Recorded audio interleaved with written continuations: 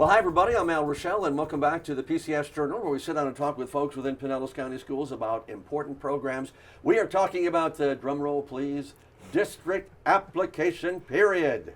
Ellen Truskowski is joining us right now, who is, her official title is Pinellas County Schools District Application Programs Specialist. It's a mouthful. Yeah, what would be that'd be PUCSDICS if you had to try to put it in an acronym. Well, how you doing? Good, thanks. So you're not crazy yet as we move into the application period? Catch me in a couple weeks and it'll be a different story, but yes. So I know if I ask you about numbers and we don't get the numbers exactly, that's fine, but we're talking about 79 different programs. Yeah. So we're really excited. The Brookings Institute has nominated or recognized Pinellas County as the top district in Florida for the past 2 years for offering the most school choice for families. So we're proud of that. I'm just wondering, with that many, I mean, how would you even begin to keep track of them? And let me take an analogy. Sometimes when we built our first house, you know what drove me crazy? Not the house, but all the choices you had to make. What color tile? What color toilet? What color kitchen? All these choices, and it overlapped. So I'm saying to the parents who are out there, you've got 79 different choices to make out there. So how do we begin narrowing down those choices? So the past couple months have been a time where the district has helped with that a little bit. We start off with a couple different fairs. We had 3 different fairs to hit all the areas of the county to be able to offer or show all the different school choices. We then offered Discovery Night, so every program had a Discovery Night. Last night was our last 2 at Thorogood Marshall and at Gulf Beaches. Okay, so as we're talking right now, if you're a parent watching this, and well, let me step back for one other definition. Which kids does this affect? Does this affect all kids? It can be any student going into kindergarten through 12th grade. Oh, so it is all of them? Yes.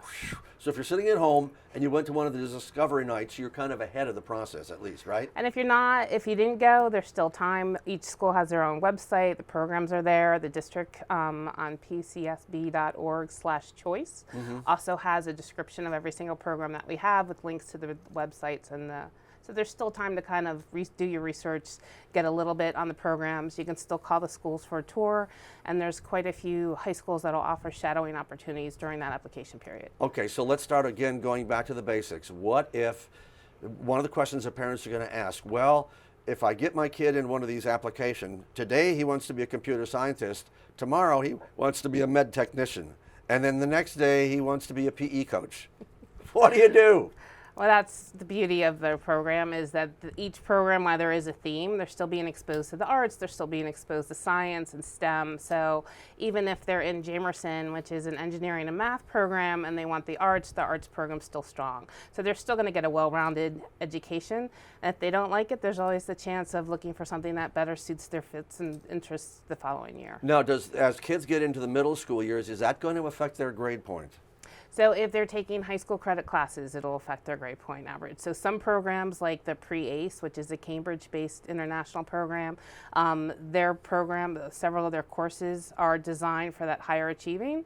So they would leave taking up to 7 different high school credit classes, and each of those high school credit classes would be going to affect their GPA. Now, is there an advantage to the kids that are that think they're more advanced and want to take the Cambridge or the IB in actually going into a middle school program first? By advantage, okay. I mean grade point advantage, because some people talk about that, or just an advantage of getting a little bit of a head start as they go into high school. So in some aspects, yes. A Magna program can give that interest-based thing where they're in, if a lot of the high schools have career academies, so it kind of gives the idea of what it would be to be in like a cohort model with that.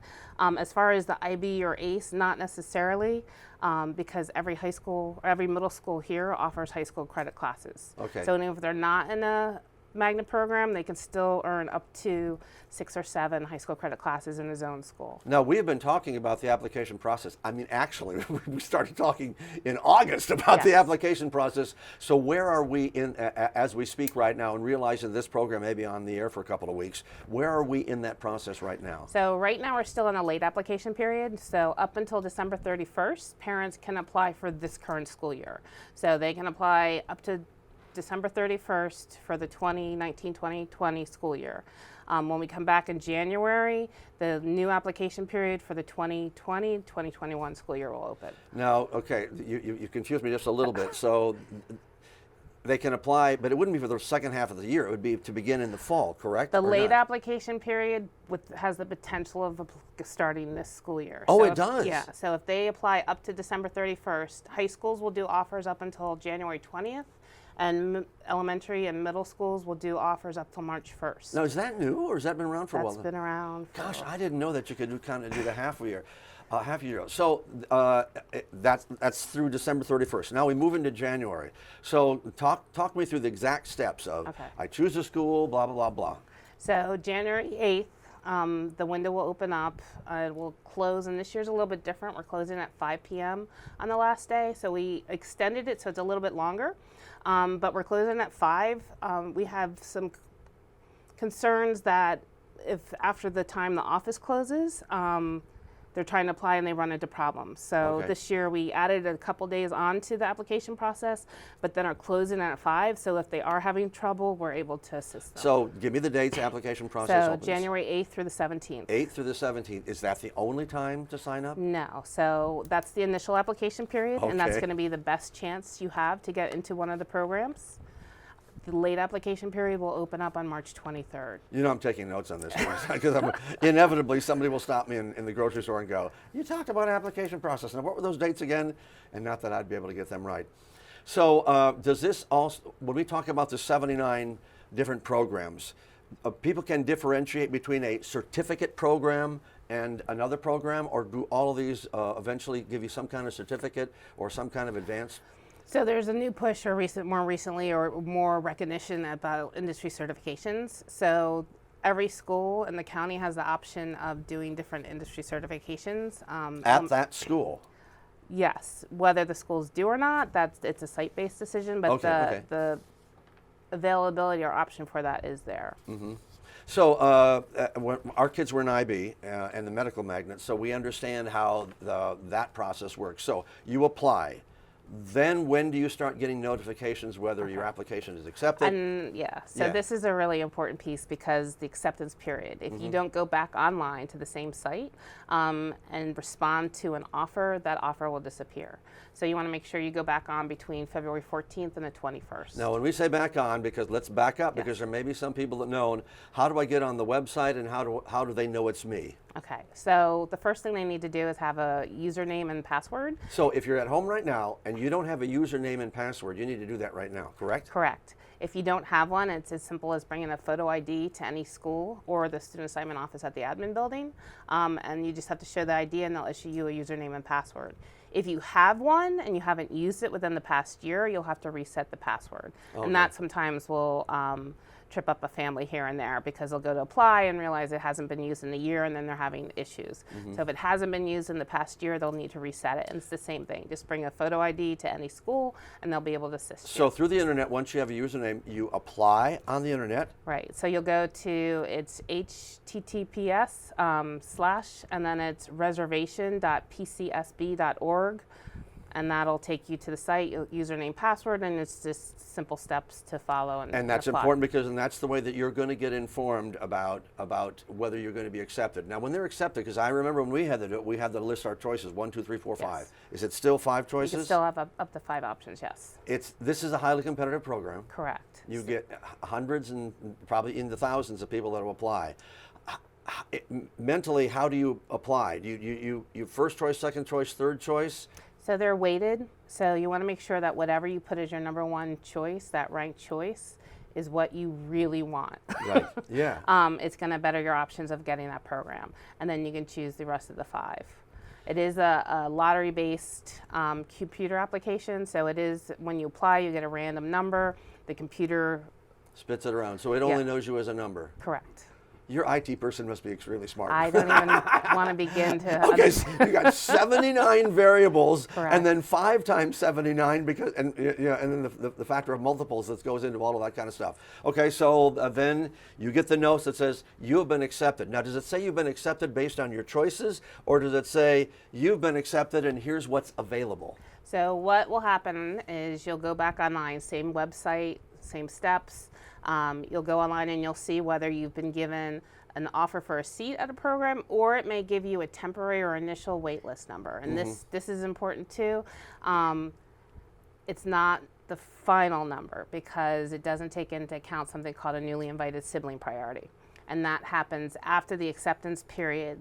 If you have multiple siblings and one got in the program and the others did not, and the others rank that same program number one, you can claim what's called a newly invited sibling priority. And what that will do is that'll move the siblings up on the wait list. Okay. So those final wait list numbers will be available on March 14th.